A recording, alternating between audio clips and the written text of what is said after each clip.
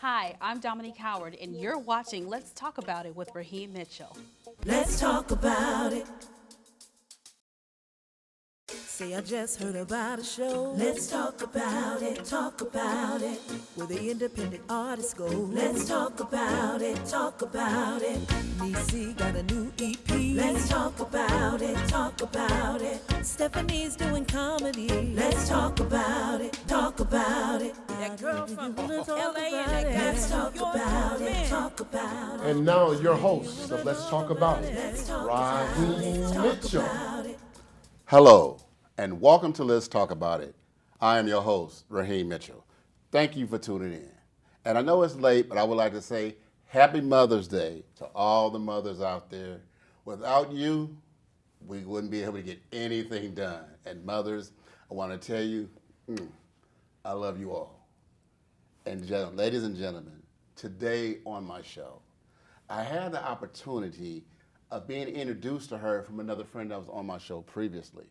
And she told me how much she enjoyed this individual here. And I said, you know what? I'm going to bring her on my show so we can do what? Let's talk about it. Ladies and gentlemen, please welcome Dominique Howard to Let's Talk About It. Thank you. How are you doing today? I'm doing very well. Thank you. Oh, my goodness. Rhonda was telling me about you. And you guys were recently did a show not too long ago. Yes. Yeah, so kind of, take us through how you guys met and tell us a little bit about yourself and the show that you and Rhonda both were in not too long ago. Yes. Well, Rhonda and I actually met on set. Okay. We were both actors on a show that's out. And she and I were talking and hanging out a lot because she played my grandmother in that role. Right. And the more I listened to her, I said, oh my goodness, you are this character that I wrote in my show that I have coming. I would love to have you in my show. And she said, well, I would love to do it. Right. And it's been on since. Okay. And, well, a little bit about myself. I born and raised in Los Angeles. Okay. I've always been a theater kid and always in some sort of production of sorts, Right. whether it's a choir, whether it's, a play, something. I was always doing it. My mom kept us pretty active. Yes. And even down to when I went to college, I was a theater major. Right. I also booked my first professional gig in high school Okay. on a music video for Jill Scott. I had an agent then. I would be the kid who would leave in the middle of class to Right. go audition. Okay. I had to get permission, and Right. I would live that life. Yes. And then took a break from the industry for a while. Right. I did other things, but I came back and I decided, you know what, this is what I want to do. So ever since I've been sticking it out. Right. And as far as the show, Yes.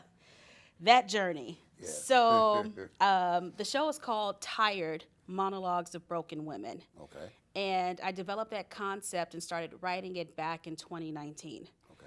And I didn't finish it until 2020. We all were quarantined and had nothing to do, right? Right. Right. So I finished it then, and after I wrote it, I honestly shelved it. Right. I put it away. I kept it in my laptop because at that moment in time, the way I was feeling, I said, do people want to see content like this?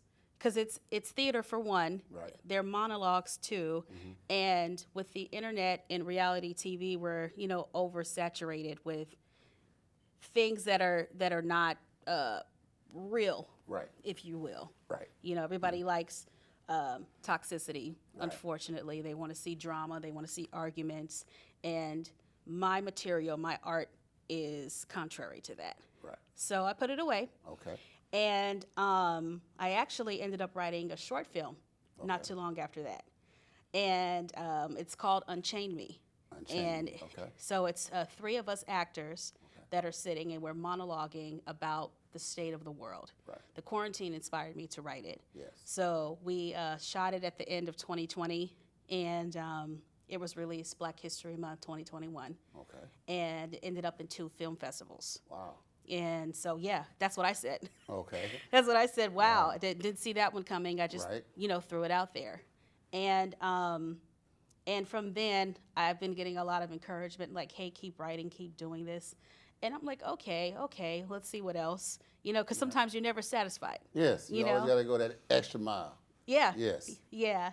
So anyway, fast forward to September of 2022. Right. Okay, I'm giving you the timeline. Yes, ma'am. I'm on vacation with my family, Right. and we're all, in the pool having a good time. And my cousin, who is, how you would say, a spiritualist, an energy reader. Yes. The church calls it a prophet. Right. It hit her in the middle of the pool. She had a download in the Right. middle of the pool. And she looked at me and she said, oh my goodness. She said, you have a production inside of you that you have yet to release. Wow. And I stood frozen in the pool.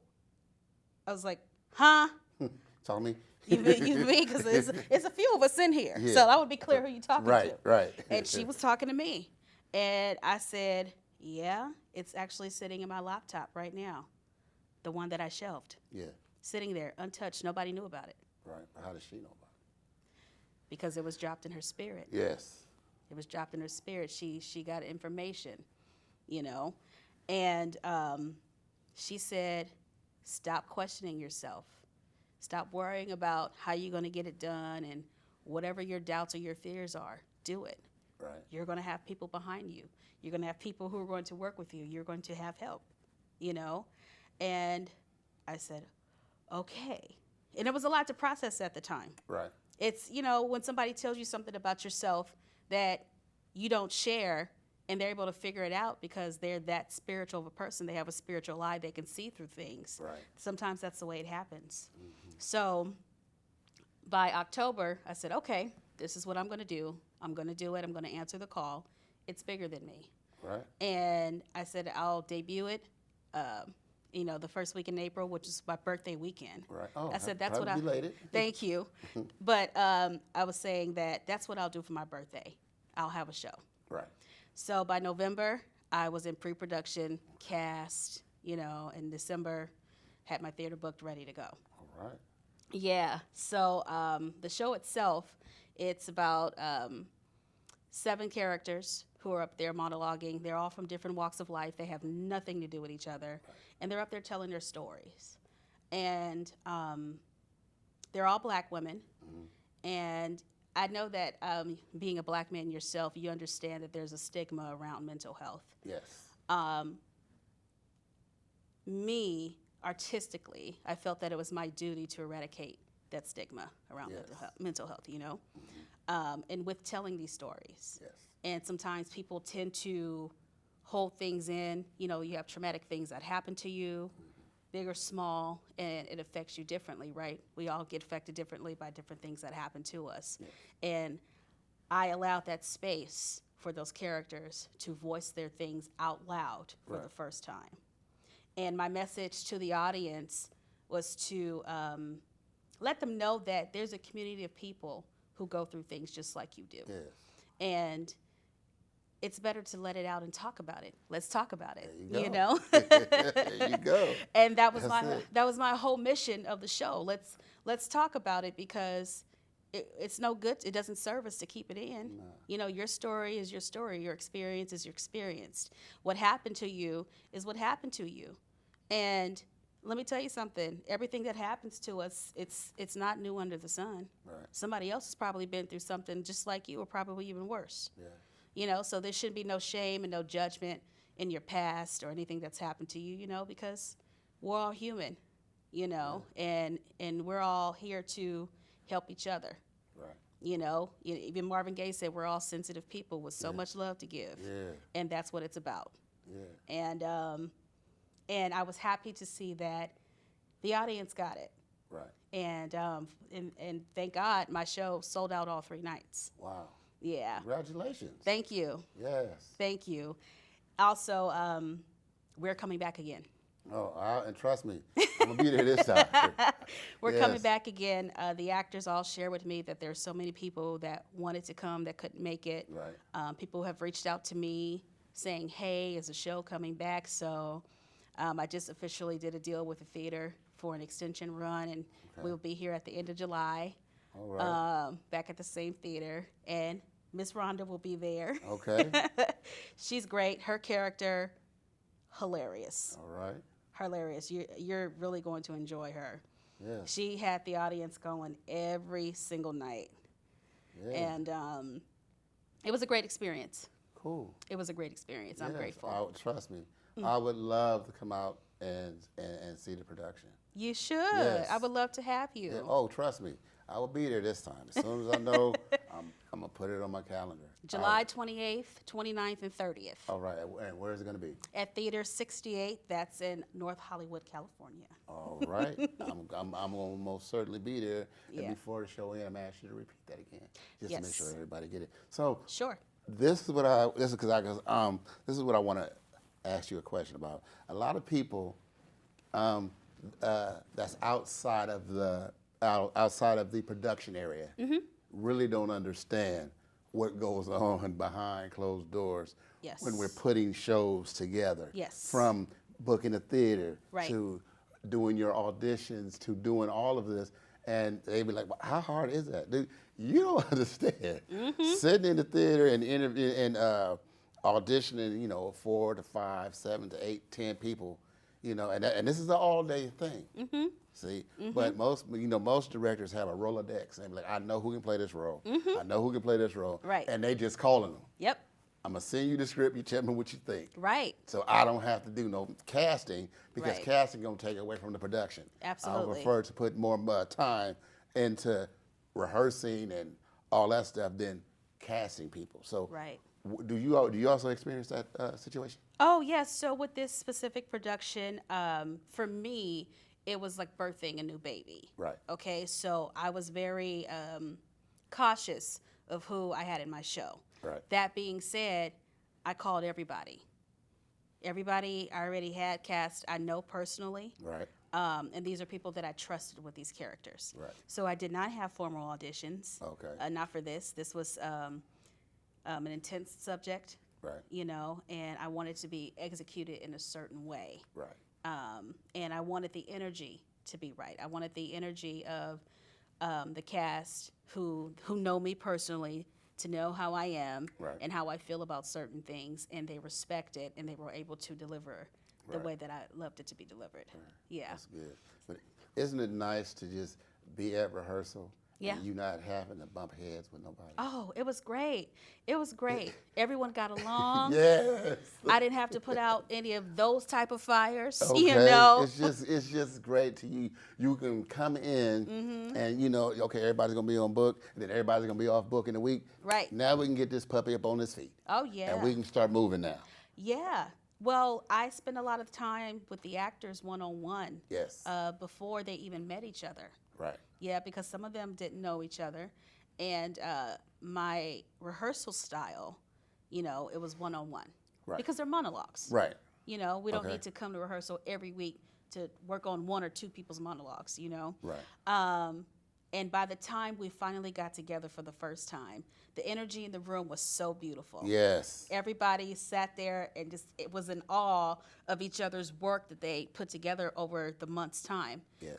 There were tears, there were hugs, there was laughter, and I knew right then and there, I said, this is going to be great. Yes. This is going to be great. That's Everyone gelled so well. Yeah. And it also helped each other, with their own performances. Right. You're watching, you're looking, you're getting inspired, you're getting motivation. Yes. And it was not a competitive thing. No, it's not. That's not something I set up. That's not my kind of tone. That's not my kind of energy. Right. Everybody had their space in their room to shine. Yes. And anybody in the audience could tell you that. Everybody had their own time, and it was beautiful altogether. It was like, that's her moment. Yep. That's her moment. Yep. That's her moment. And it's all building up Yeah. until you get to the end, and it's going to be everybody's moment. And everybody together, yeah. Then it's your moment. Ha. Yeah. Yeah. So when your moment came, how did you feel about that? Wow. My moment did come, and I did have to come outside and address the audience. Right. And for me, I was just a ball of nerves. Right. I was a ball of nerves. I'm not going to lie about it, Right. because my thoughts were, okay, do you guys get it? Do you understand where I was coming from? Did you guys like it? Did you like the characters? I had so many questions in my head. So to alleviate a lot of that stress, Right. what I did was, after I explained my story to the audience, I open the floor for Q&A. Right. You know, I like to engage. Right. You know, I like for people to be clear, conscious, and leave a place feeling good. Right. You know, and I was just overwhelmed too. I was overwhelmed because I walked out and you had the standing ovation, and people were just in tears, you know, floored, and I'm just like, okay, sit down. You know, You're making me nervous. You're making me nervous. Right. It's okay. Right. and you go through that, and it's fine. But at the same time, I'm grateful because that Yes. answered my question. It was very well received. Yes. And to the point of here we are. It's coming back again for another 3 nights. Right. That's Yeah. good. Yeah. So I'm just, man, I'm sorry I missed the first one, It's okay. but I'll be there. You better. Man, I will. I'm gonna be there, and I'm gonna check it out. So you wrote all the monologues. Yes. So what inspired you to write those monologues? Was it something that was in the past, or how did you come up with those? I know there's some strong monologues. Mm-hmm. So how did you come across by writing the monologues? So when I developed the concept of tired, well, first of all, I'm an empath. Right. Okay, so I meet a lot of strangers, and a lot of strangers open up to me easily. Right. And I understand and realize that it's a gift that I have, and Yes. I do not take it for granted. Right. And I said that I want to do something for women to give them a voice, because a lot of people open up to me so much, and I conclude that a lot of people aren't heard. They're not heard. They just need to be heard. They need to be heard. Yes. And sometimes they're too afraid to talk about it. Yeah. They're scared. Yes. And sometimes they need a safe space. Right. And I wanted to create something where it was a safe space for everybody, whether you're the character or whether you're the audience. Right. And I wrote relatable things. And all the characters I wrote, I don't know them personally. I just started writing. I let spirit lead me. Right. I filled out for it, you know. I got inspiration, Yeah. just pulled from everywhere, Yes. you know. And I just like they would say, let the pen, but let my laptop lead me. Right. Right. And I just went away with it. You know, what would this person want to say? How can I give this character justice Right. in this monologue? Yes. What needs to be heard that can reach somebody? Because my whole thing is, if I'm able to reach one person in the audience, then I've done the job. Right. That's it. So when you're so say an actress reads your monologue, do you mind them adding something, or would you like them to stick with what you wrote, or you know, like say they want to add a word here or two? Oh, so yeah. how do you feel about that? Yeah, that's fine with me. My thing is, you know, ask me about it and let's talk about it. And if it makes sense, then sure. And a lot of the time in this show that happened. Okay.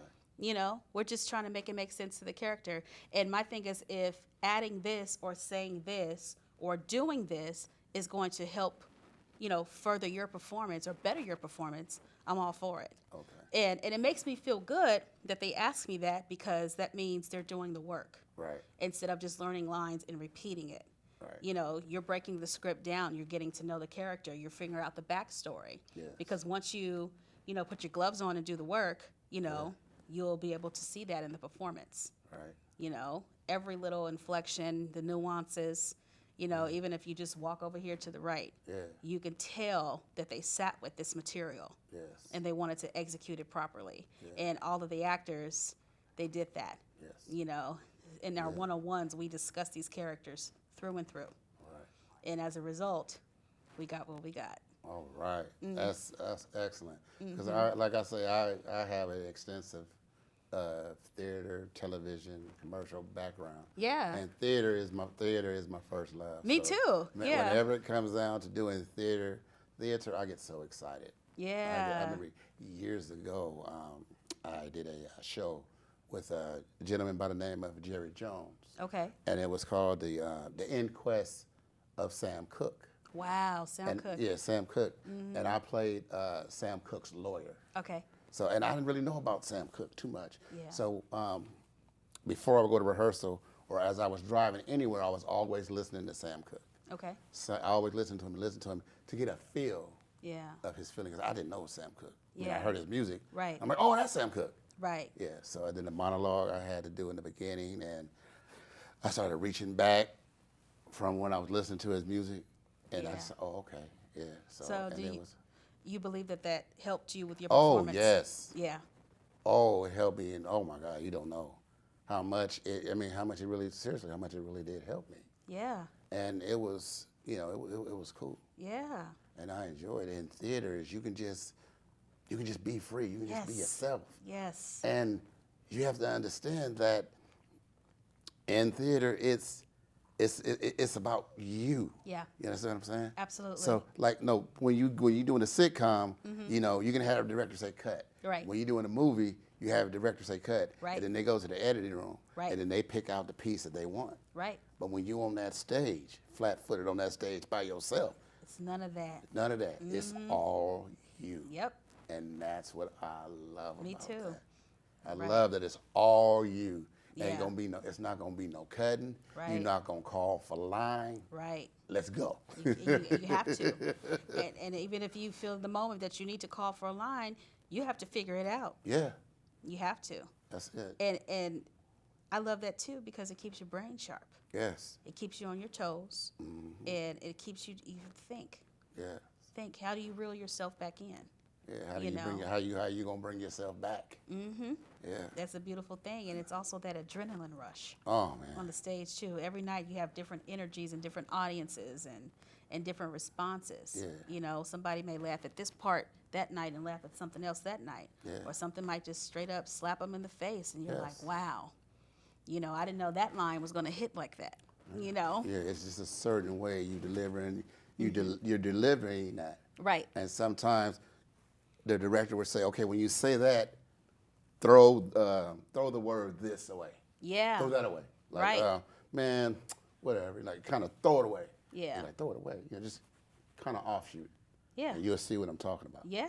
And then the audience picks up on that. Right. Yeah, and they understand. I mean, Right. because you can't, I don't care what you do, you can't fool the audience. Especially an cannot. audience that's because they're going to pick out what character they like. Yeah. And they're going to stick with that character till the end. Absolutely. And they're going to know when you don't, okay, he's lost. He don't know his line. So whenever I'm doing a play or whenever I'm doing everything, I learn everybody's line. Because I'm not going to let my friend die on stage. Absolutely. And it's a certain way that they tell me, and I don't really pay attention to it. But it's like, it's a certain way, Raheem, you say your lines, and then you say it enough to where if I forget my line, I'll say something in my line that I make them remember their line. Yeah. And then they can go on with it because you can't let nobody die on stage. No. That's just like radio. You can't have that there. No, you can't just stand there like, oh, well, they don't know their line, then I'm going to stand there till they figure it out. No, you help them. You say something, you do something to help bring it back to them. Yes, exactly. And that's something I talk to my actors about too, even though they're not dialoguing, they're all by themselves. Right. But I said, hey, if you have a moment where you don't remember what the next line is, and sometimes that will happen. Yeah. It happens. It's human. I said, always be doing something interesting. Even if you have to ad-lib a little bit. Right. Or pick up a prop or do whatever you need to do. But don't stand there and look around and make it obvious that you're searching for your line.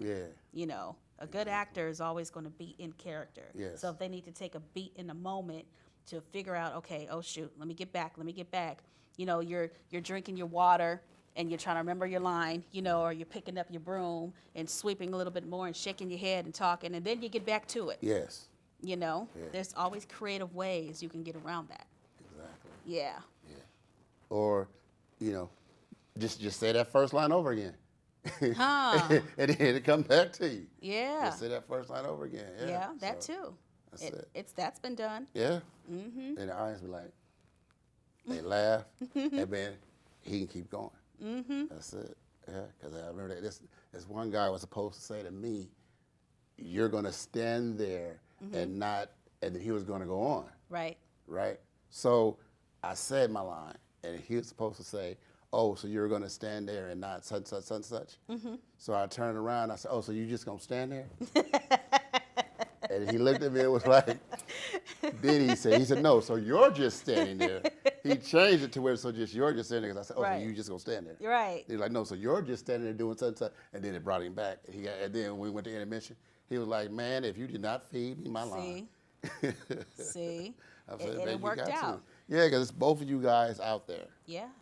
It's just like two people canoeing. You do right, I do left. Exactly. If we going in the same way, we're not gonna do them. But go in a circle. Like I said, better together. That's it. Better together. That's it. You have to do that. Yeah. Yes. So, how did it feel when you walked up to the theater and saw your name on a marquee and all that good stuff? Does it have a marquee there? Yeah. Okay. How did it feel to see your name on the marquee? Gosh, I looked up and I thought to myself, like, wow, I'm really doing this. Yeah. Yeah, I know that I've been pre-production and I've been working every day for the show, towards the show, doing something. Right. Because I did all the legwork, you know. Right. But to finally walk up to the theater and see that, it's just like, oh wow.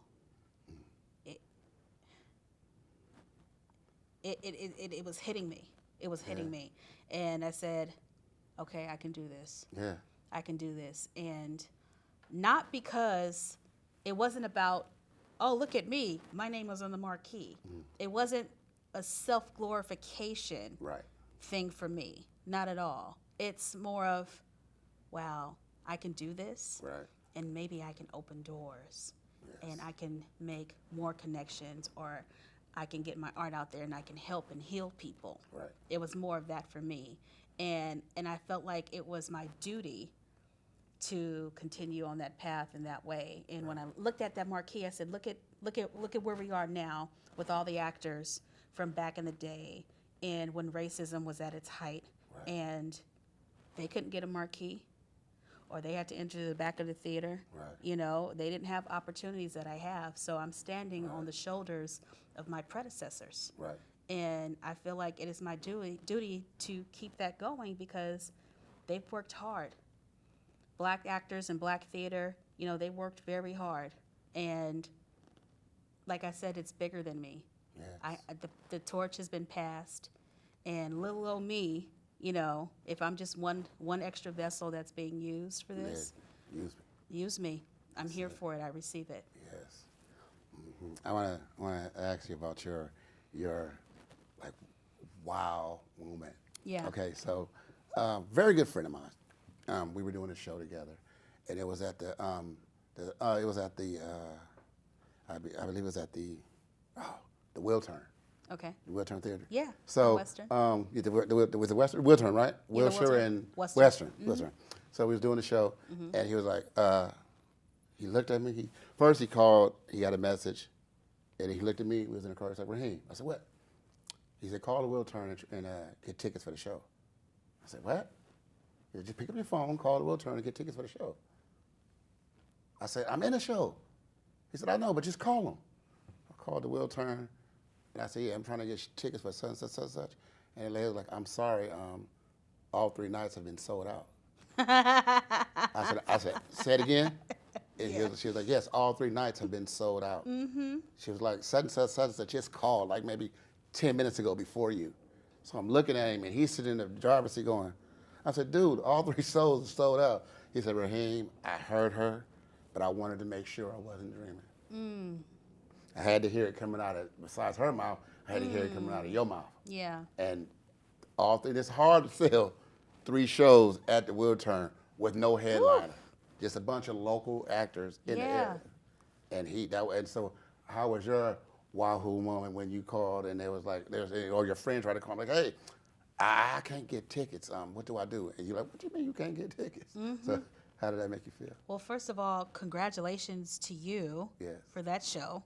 You know, because the Will Turn, I've been in there. Yes. And like you said, that's not an easy sell. So Not 3 shows, not Friday, Saturday, Sunday. yeah, no, that's it. And I can relate to that because I felt the same way. Yes. And when Friday sold out, my jaw dropped. Right. I said, I just sold out my first show. And I was talking to Rhonda Bankston a lot, you know, because she, bless her heart, she always will call in and check in on me. How you doing? How's everything? What do you need? And there was a moment where I think maybe 2 weeks before the show, I said, I don't know, Miss Rhonda, you know, the ticket sales are looking like this. She said, baby, because, you know, she's country. She said, it's already sold out. Watch. And I said, okay, all right. I'm going to stand and agree with you on that. Right. And then Saturday, gone. And Sunday, probably an hour or two before, sold. Yeah. And there were people calling me in between time saying, hey, you know, do you have any extras? Because I see that you're sold. I want to come. And the theater's small. Right. You know, I didn't have the Wiltern. Right. You know, I had a 70-seater. Hey. You know. 70-seater better than 39-seater. Yeah, it is. It is. And it really floors you. Yeah. Because, first of all, you know, I'm local. Right. I'm not a headliner or a big name by any means. Right. You know, a lot of people don't know me, and people walked in, they've never seen my work in this way before. Right. And they're walking in blindly. Yes. So to see that and so everybody to be so supportive and happy and willing to come no matter what I was doing, it was a beautiful thing. Yes. And that wow factor, it was unexpected. Yeah. Because I didn't know what was going to happen. Exactly. Let me be honest. I didn't know what was down the line for me. Mm-hmm. You know, I'm just throwing it out there and seeing what sticks like everybody else. That's it. You know? Mm-hmm. And I guess I just found my niche. Yes, you did. So I've been given a 3-minute wrap up. Okay. So we're going to have to wrap here. Mm-hmm. And it was just, I enjoyed talking with you. Same. And Thank you. Interviewing you. So, like, once again, I would like for you to look in your camera here and give everybody your information on how they can get tickets to your show, if you're going to do group sale, whatever information you want to put out there. Okay. Just go ahead and put it, go into this camera here. Yes. Give them your name, the name of your show, your contact information, how they can get pre-sale tickets, if they want group sale tickets. If you're doing group sale tickets, just give them all the information that you have for your show. Hello, I'm Dominique Howard, and I am the writer, director, and producer for Tired Monologues of Broken Women that will be rerunning again on July 28th, 29th, and the 30th. That's Friday night, Saturday night, and Sunday night at Theater 68, which is in North Hollywood inside of the Rosalie Theater. Tickets are not on sale yet. However, if you follow me on social media at Je suis Dom, I will spell that for you. It's in French. That's JESUISDOM on Instagram. There you can follow me, and that's where I will be doing all of my updates for any show information that you will be seeing. So stay tuned. It will be coming very soon. All right. Ladies and gentlemen, you heard her. She said the show is coming back. Yes. And I'm going to tell you right now, me and my crew, we will be in the building if she will allow us to interview audience members, maybe interview the cast or do something. Yes. To do whatever we need to do to help you. Yes. Let's talk about it. We can do a live remote if you want to, whatever you need. Just let me know, and I'll be there for you. Wow. Talk to Rhonda. Rhonda will tell you. Raheem, I will be there. I will be in the house for you. Thank you. No problem. Just let me know, and we will be there. Give them the date one more time. July 28th, 29th, and 30th. That's Friday, Saturday, Sunday, and there will be one show every evening. All right. Well, ladies and gentlemen, you heard Ms. Howard say it here on Let's Talk About It, and I want to let you know I appreciate you so very much. Thank you. I appreciate you. Thank you. And I want to thank you, my audience, for tuning in to Let's Talk About It. Now remember, don't ever share your 8x10 dream with somebody with a 5x7 mind. My name is Raheem Mitchell. God bless. I'll see you next week. Peace. Let's talk about it, talk about it. Let's talk about it, talk about it. Talk about it. Let's talk about it, talk about it. Talk about it. Let's talk about it. Let's talk about it. That girl from LA.